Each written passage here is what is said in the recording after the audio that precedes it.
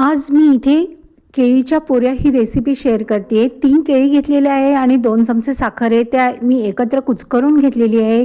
Milk powder आहे, केशर आहे आणि वेलची पूड आणि गव्हाचं पीठ आहे आणि रवा घ्यायचा। इथे माझ्याकडे रवा नव्हता, पण इथे रवा तो पण घ्यायचा आहे। त्याने काय होतं, पुरी छान अशी फुलून पण येते आणि कुसकुशीत अशी लागते, त्याच्यामुळे रवा पण घ्यायचा।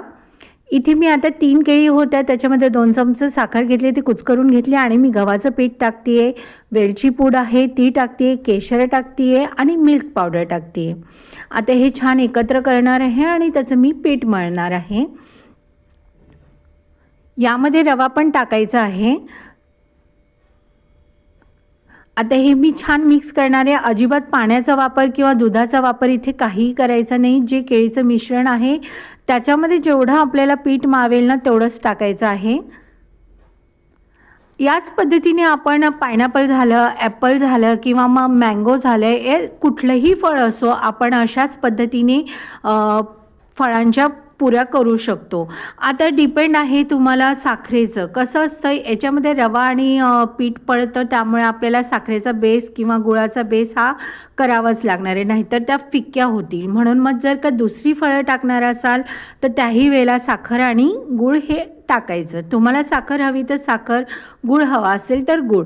आता मी हे पीठ मळलेलं आहे आणि छान 10 मिनटं मी रेस्ट करायला ठेवणार आहे आणि त्यानंतर मी याच्या पुऱ्या लाटायला घेणार आहे।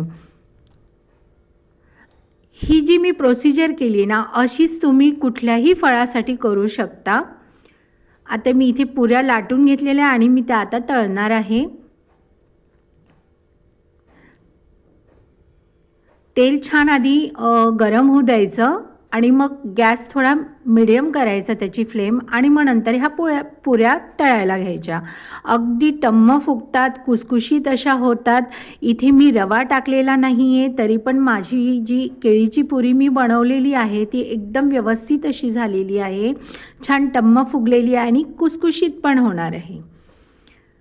अशाच पद्धतीने मी सर्व पुऱ्या तळून घेणार आहे आणि मी तुम्हाला सांगते की तुम्ही श्रीखंड पुरी खाणार नाही आहात, इतकी त्याची टेस्ट आहे, अप्रतिम आहे। असं वाटतं ना की ते कणकीमध्ये, गव्हाच्या पिठामध्ये आपण श्रीखंड टाकले आणि त्याचं मळून आपण पुऱ्या करतोय, आपण तशा पण पुऱ्या करू शकतो। पण ह्याची जी चव आहे ना, अगदी खूप सुरेख आणि चविष्ट अशी लागते याची टेस्ट।